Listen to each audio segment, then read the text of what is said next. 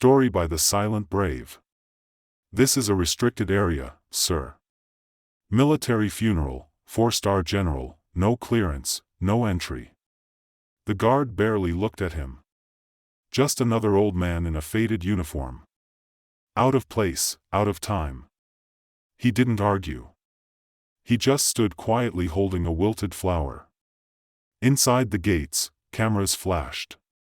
Medals gleamed. Flags rose for a national hero. No one noticed the man outside. No one except the general who stopped the entire ceremony just to walk out and salute him. The sky over Quantico, Virginia, was the kind of soft gray that made everything feel hushed. It was early fall, and the trees along the hills were just beginning to rust with color. A light wind stirred the American flags, lining the path toward the cemetery gates, their edges fluttering like whispers. Inside the National Cemetery, hundreds of military officials, soldiers, and dignitaries had gathered, their uniforms crisp, shoes polished, faces solemn. Today was not just any burial. It was the funeral of General Marcus R. Connors, a 4-star general who once led U.S. tour special operations across multiple continents. He was a man decorated with every honor the nation could give. And his state funeral had drawn an audience reserved for heroes of the highest order. Security was airtight. Names were checked twice. ID badges gleamed under scanners. No one was admitted without clearance. Not even former officers. Not even retirees. Not even Franklin Hayes. At the far edge of the gate under the rising sun, a man stood. His shoulders were slightly hunched. His uniform old but immaculately pressed. The deep green fabric had faded to something closer to gray-blue over the years, and the brass buttons had lost their shine. But the stitching was tight, the boots polished, the hat tilted just right. Franklin Hayes didn't wear any medals, just a single unit patch on his shoulder and in his hand a single white lily wrapped carefully in a strip of cloth. He had taken the bus that morning, 5 hours from Roanoke, a transfer in Richmond, then a final stretch in a local line that dropped him at a bench 3/4 of a mile from the entrance. He hadn't asked for a ride. He hadn't called ahead. He had simply come to say goodbye. Franklin approached the gate slowly, one step, then another, until the security officer, a young sergeant in press blues, stepped forward. "I'm sorry, sir. This area is restricted for the private funeral service. Do you have clearance?" Franklin blinked. His eyes were pale blue, cloudy around the edges, but still steady. "No," he said quietly. "I just came to pay respects." The guard frowned. "We have a list of authorized guests. Are you family?" Franklin shook his head. "I served with him," he said simply. "A long time ago." The guard looked him over his wrinkled hands, his worn shoes, his lily. "I'm sorry, sir. Without credentials, we can't let you in." Franklin didn't argue, didn't raise his voice, didn't protest. He simply nodded once and stepped aside, taking a place near the outer wall. And there he stood, the breeze tugged at his sleeve. He didn't move. Inside and the ceremony began. Rows of generals, foreign dignitaries, the Secretary of Defense, the folded flag, the low hum of bagpipes, taps playing in the distance. But outside the gate, Franklin Hayes stood alone, the flower trembling slightly in his hand. Not angry, not bitter, just waiting. He didn't know that behind the security line, someone had noticed. It was a Colonel Logan Marks, one of General Connor's former aides, who spotted the man through the iron bars. The uniform struck him first, then the patch on the shoulder, a unit insignia from Vietnam, Reconnaissance Battalion, Ghost Company, a group that hadn't officially existed for over 50 years. Logan frowned and leaned closer. His eyes narrowed. It couldn't be. But there he was, Franklin Hayes, the man his commander had once said saved his life twice. Logan turned to the 4-star general standing beside the casket. "Sir," he whispered. "He's here." The general turned. "Who, Hayes?" And just like that, everything stopped. General Michael Thurman didn't hesitate. He handed off his ceremonial saber, adjusted the cuff of his jacket, and walked briskly, deliberately toward the gates. The honor guard paused. The musicians stopped. Even the crowd seemed to hold its collective breath as the general reached the outer boundary of the cemetery and opened the gate himself. He stepped outside. Franklin, who hadn't moved in over half an hour, looked up in surprise. General Thurman came to a stop less than 3 feet away and stood at full attention. Then in front of everyone before the press, the soldiers, the politicians, he saluted, a sharp, clean motion, the kind reserved for equals. "Sir," the general said, his voice thick with emotion. "We've been waiting for you." Franklin blinked, confused. "You don't have to," but the general interrupted. "With all due respect, Mr. Hayes." "Yes, I do." He turned to his aide and extended his hand. The colonel stepped forward holding a polished wooden box, and in front of the silent crowd, the general handed the box to Franklin himself. "The ashes of General Marcus R. Connors. General Connors requested you deliver him home," the general said to his brothers. To the men who were never named in the press, but who saved lives no one ever knew about. Franklin stared down at the box. His hand trembled. "I thought they forgot," he said softly. The general's voice broke. "We didn't." And behind them, in the cemetery's inner circle, the remaining veterans of Ghost Company, now in their 70s and 80s, rose from their chairs. They stood at attention one by one, forming a line at the far edge of the ceremony. And as Franklin Hayes walked through the gates carrying the remains of his fallen friend, each one saluted him. Not because they had to, but because they remembered. Because some debts are too deep for medals, too sacred for protocol, and because heroes, real heroes, don't wear ribbons on their chest, they carry them in silence until someone remembers to say, "Welcome home." The wind shifted as Franklin Hayes crossed the threshold. With the weight of a life held quietly, he stepped onto the sacred grass of Quantico National Cemetery, carrying the ashes of the man whose name filled every headline that morning and whose life Franklin had once saved in silence.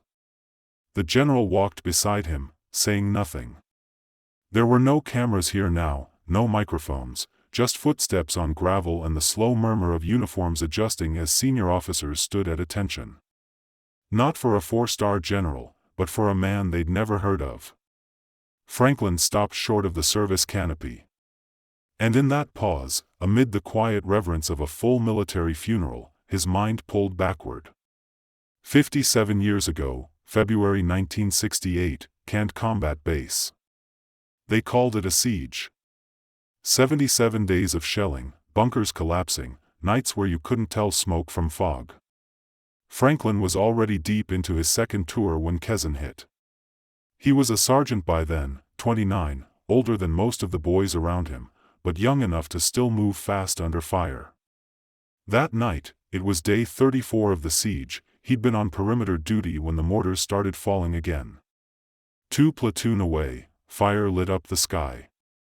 He heard the crack of gunfire near the runway, followed by voices screaming over the comms. "This is line. Connors, my comms guys hit. We're outside the wire, taking fire from the Trian." Franklin didn't wait. Didn't call it in. He grabbed 2 smokes, clipped a flare to his vest, and ran. No cover, no backup, just instinct. He found them crouched behind a half-toppled barrel shack. One man bleeding from the arm, the other shielding him with a pistol and not much else.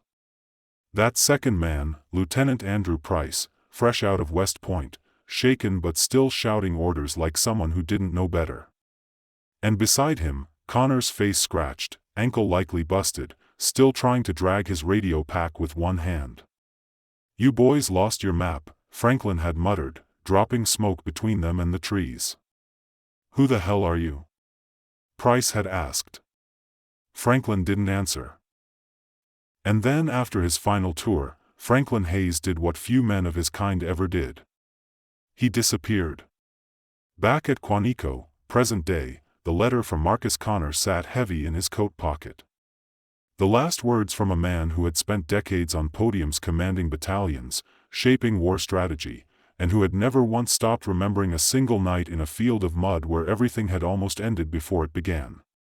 Franklin's fingers brushed against the envelope as the crowd began to shift. The formal reception was starting. Guests were being ushered toward the white tent at the far side of the field.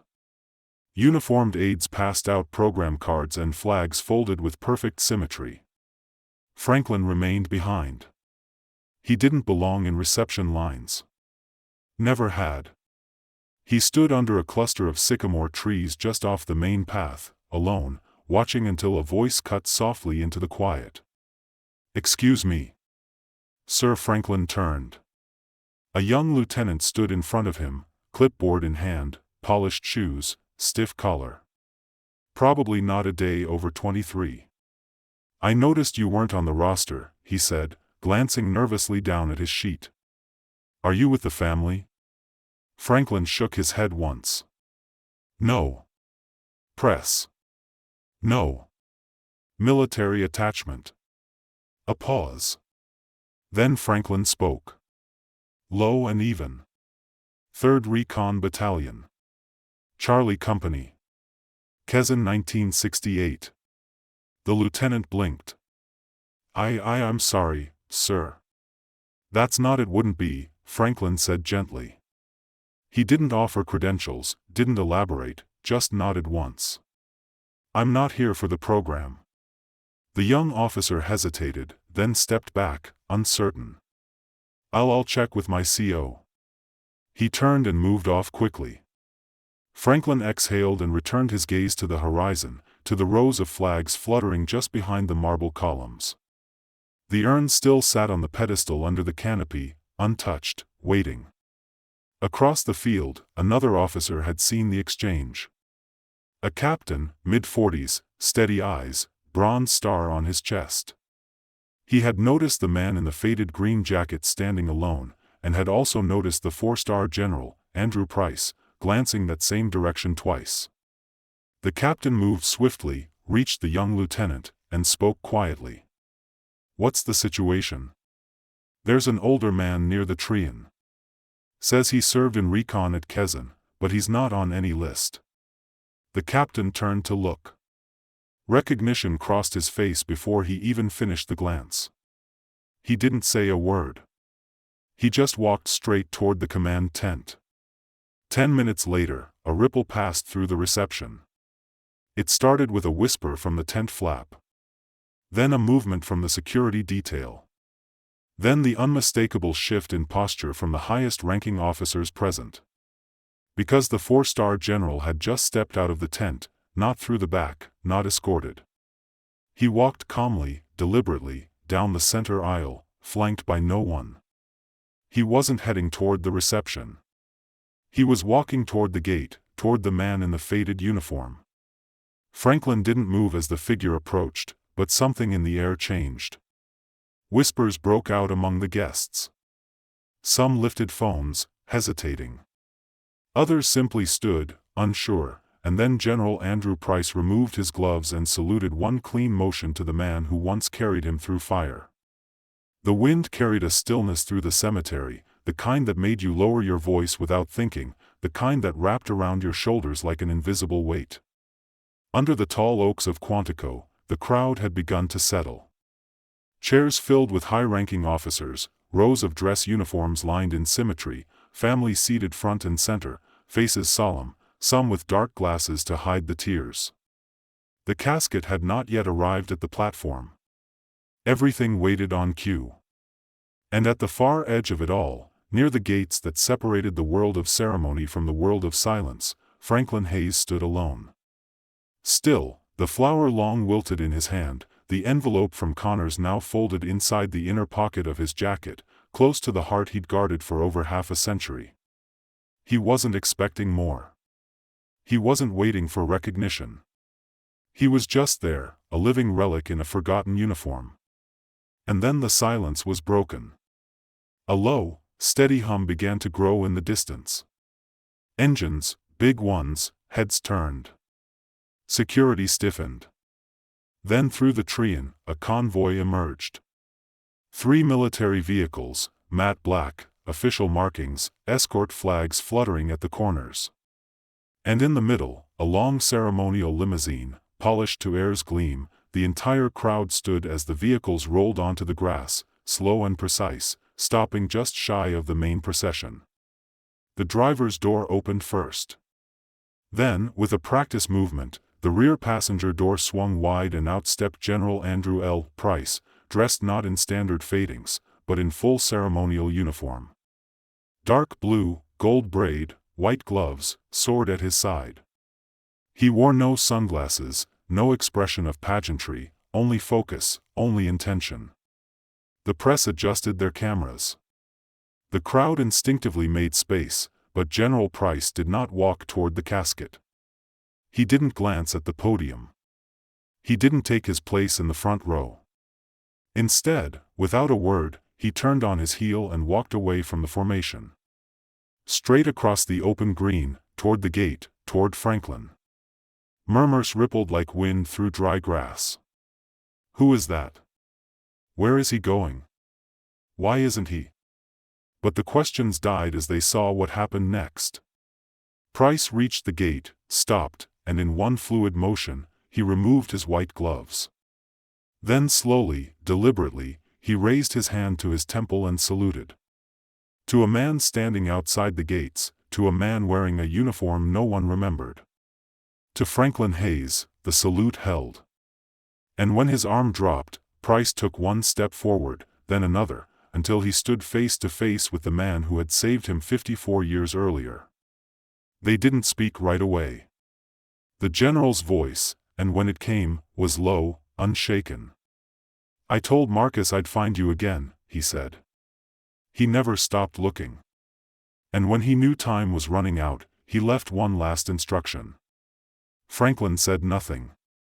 Just looked at the man, no longer the young lieutenant crawling through jungle mud, but someone who had carried a different weight ever since. Price nodded toward the convoy. "I brought him here," he said. "But only you can bring him home."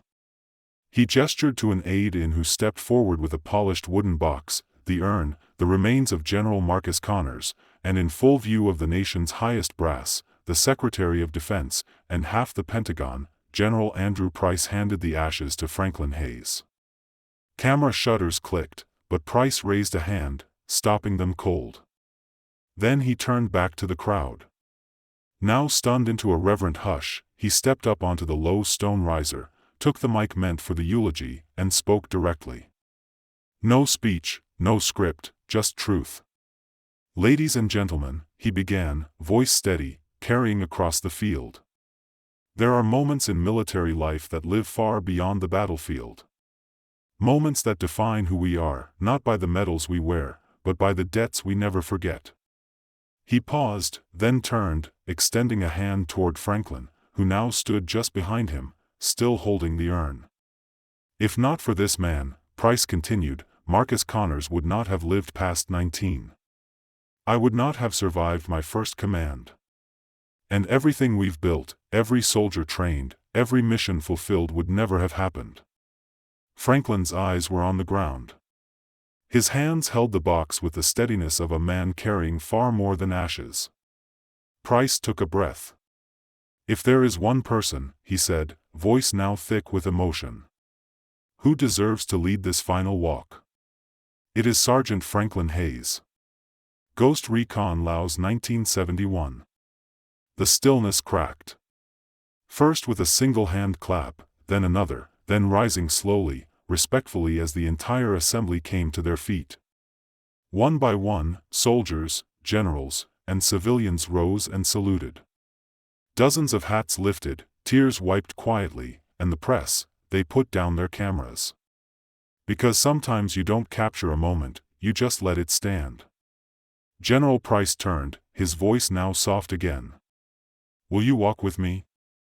Sergeant Franklin hesitated for just a moment, then nodded together, shoulder to shoulder. The kind of silence that means something that holds a weight words can't carry. Franklin Hayes stood motionless beside the pedestal, his hand resting on the urn that held the remains of the only man who ever called him brother in arms, even after stars filled his shoulders. Then slowly, at a gesture from General Price, Franklin lifted the box once more and turned. The soldiers lining the path stood rigid in full dress. On either side of the walkway, Marines, Navy, Air Force, Army, young and old, rose to full attention. Some saluted sharp and strong, others with hands that trembled, but all of them stood tall as Franklin began the walk down the central aisle of the service, holding Connor's remains with quiet reverence. They didn't move. They saluted him. Not the urn him, and it spread beyond the front row. Veterans in civilian clothes stood beside their canes. Old men with patches on jackets raised their shaky arms. Some removed their hats with tears tracking down their cheeks. It wasn't protocol. It was something else. A kind of remembering this world forgets too easily. A recognition not of medals earned, but of burdens carried. By the time Franklin reached the family section, the entire cemetery had risen. All the cameras were lowered. All the whispers had stopped. And in the absolute stillness of that moment, surrounded by rank and title and brass, he was the most honored man on that field. He didn't bow, didn't cry. He just walked one step at a time. The final steps of a journey that began in the mud of Laos and ended in the heart of a grateful nation. Later, long after the last guest had gone, after the officers had returned to their cars and the folding chairs were stacked, Franklin remained. He stood beneath the tall oaks at the grave site, where the ashes had been interred beside a headstone bearing one simple inscription, Gen Marcus R., Connor's brother, commander, friend. Franklin knelt slowly, the stiffness in his knees reminding him that time had not stood still. He lit a small stick of incense, something only he carried in his pocket. The smoke curled into the autumn air, soft and slow.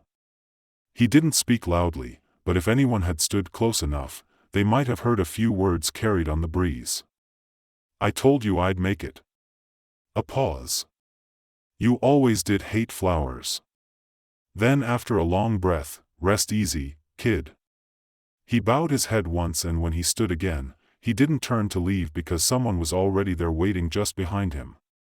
General Price, still in full dress, though the weight of the day sat heavy on his shoulders now. He held out an envelope smaller than the one before, handwritten. The edges yellowed with time. Franklin looked at it with caution. What's this? Price's voice was low. It was in Connor's safe. He left instructions to give it to you, only if you came all the way to the grave. Franklin took it. The paper crackled under his fingers as he opened it. Inside one paragraph, and it read like it had taken years to write. Frank, you never let me thank you. Not really. You saved my life and disappeared like it didn't matter. But it mattered to me. You're the only debt I carried that no medal, no command, no ceremony could repay. You let me live long enough to serve, long enough to lead, long enough to die at peace.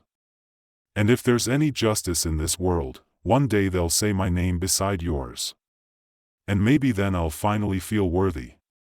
Your friend, me. Franklin's hands lowered. He folded the letter neatly, placed it back in the envelope, and slid it into his jacket. I didn't do it for thanks, he said quietly. I know, Price replied. That's why you deserve it. 1 year later, the ribbon cut clean across the stone archway as the crowd applauded. Dozens of veterans gathered under the spring sun. Local officials, reporters, the color guard. Beneath the new sign etched in bronze, the Franklin Hayes Center, a home for healing, a place for those who remember. It was more than a building. It was a sanctuary, a rehabilitation center for veterans returning with wounds that didn't always show, PTSD counseling, physical therapy, woodworking shops, and a quiet memorial garden lined with names not found in textbooks, funded by the Marcus Connors Legacy Foundation, approved by General Andrew Price himself. And right now, the crowd waited for one more thing, a speech, a word from the man whose name was carved into the stone above the door. But Franklin Hayes wasn't on the stage. He was standing off to the side at the edge of the crowd, a dark coat over his shoulders, hands behind his back, and in one hand a single white lily. Its petals curled, its color faded. But he held it like it mattered, because it did. No cameras turned toward him. No one shoved a microphone in his face. Only a few who knew, nodded in quiet recognition. He didn't wave, didn't bow, didn't say a word. He just watched the center open, watched young veterans step through its doors for the first time, watched a place rise from quiet service. Not fame. And for once that was enough as the crowd began to thin and the speeches gave way to conversation. General Price walked over quietly. Franklin saw him coming and gave a small nod. They stood side by side for a while watching the building they both carried in different ways into being. "I told you I didn't want a building," Franklin muttered. Price grinned faintly. "It's not a building." Franklin arched a brow. "It's a thank you," Price said, etched in stone. For every man who gave more than he got, Franklin looked down at the lily, then back at the doors. "You think they'll come?" Price followed his gaze. "They already have." The sun dipped behind the trees as Franklin turned to leave. He walked alone, quietly, the way he always had, but something had changed. Not in him, in the world around him. People watched now with respect, not curiosity. They didn't salute him out loud, but in their hearts they remembered. Because somewhere in America, one old man in a worn uniform still carried the debts no one could see. And thanks to one final walk, so did the country he never stopped serving. In our darkest moments, kindness still finds a way. Often in the quietest places, not everyone who helps wants recognition. Some just need to know that today someone isn't going hungry. And sometimes that alone is enough to change a life.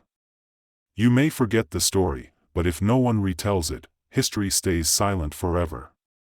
Subscribe to Grateful Stories, where justice is honored